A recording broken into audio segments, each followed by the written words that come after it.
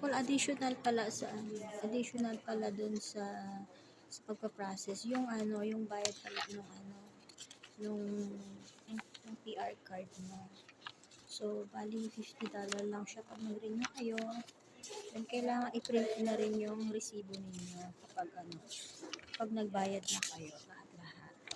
So, and then ready na kayong magpasa, ganun. So, madali lang siya kasi nandun na lahat sa ano, sa computer. So, ganun lang kadali. Pero, dapat pusisihin yung maigi yung pagpapasa ninyo kasi mas maganda yun yung malinis kaysa ibabalik pa yung documents. Bali ganito yung ano, yung ang to resibo na pinabayaran mo sa ano IRCC. So, and then dito mo siya ipapasa sa ano, sa case process CPR card. Ganyan. Pangit nga lang yung ano ko. Pero makikita niya doon sa document checklist niya. Salamat ulit.